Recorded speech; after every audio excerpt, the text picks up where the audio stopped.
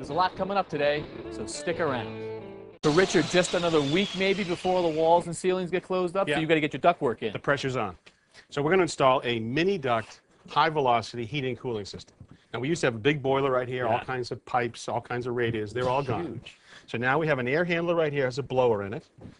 This has got a cooling coil. Now, when the air goes across that, it gets cooler in the summer.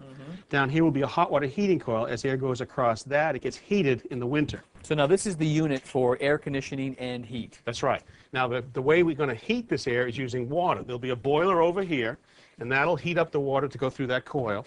There'll be an instantaneous water heater right here for the water coming out of the faucet. What you guys call a hydronic system. That's right. All right. So now, this is a small duct system, so we can use 7-inch conventional round trunk right here. Oh, so that's actually a hard duct underneath insulation. That's right, and it's been sealed tight and insulated.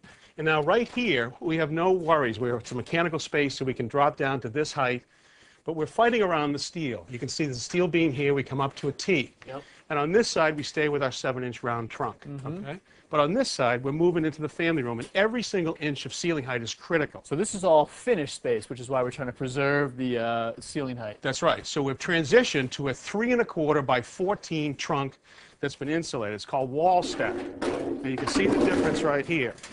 Okay, so this is the same inside diameter as far as cubic inches that we can carry through it, but you can see we've picked up about 4 or 5 inches. Wow, that's great. Homeowners are going to love that. So now we come along here, and now we get to this point, and we have to fight again against some steel. Here's a steel beam that goes the whole length of the building this way. And this is actually our doing, because we cut away the foundation, and Tommy put in about 15 feet of steel right here. That's and right. You can't cut through it. That's right. It's too high to.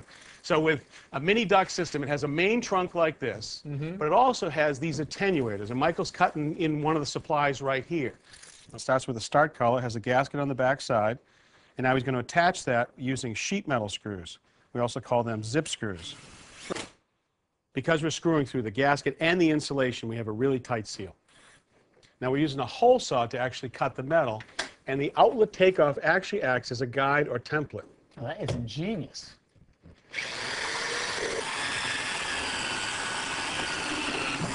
Now we put a tape ring onto the takeoff.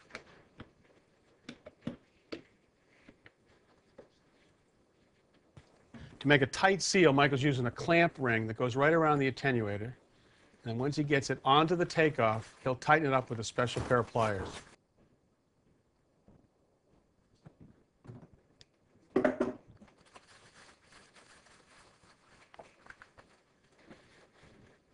And the final step is to seal the insulation to the tape ring with a little foil tape.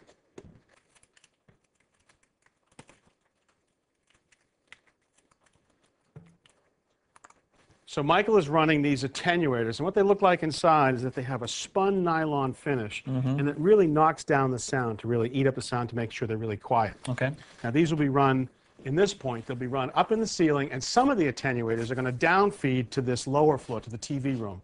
But there'll be others that actually feed up to feed the sunroom above us. And we've also got a little bit of radiant underneath this floor for the sunroom, too? That's right. That's just a little bit of floor warming to chase the chill off. But our principal heating and cooling system will be from these mini ducts. And that's for the basement and the first floor, Right. but what about the second floor? Completely separate system. Let me show you.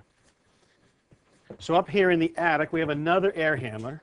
It's slightly smaller than the one we have downstairs because we've got less square footage on that top floor. Just one floor instead of two, but this is still delivering air conditioning and heat, right? That's right. We're going to have a supply and return line going down to the boiler in the basement for heating, and a refrigerant line sets that are going to go outside to a separate condenser. Okay. All right, now, to make sure it's nice and quiet, we've hung it from the roof rafters.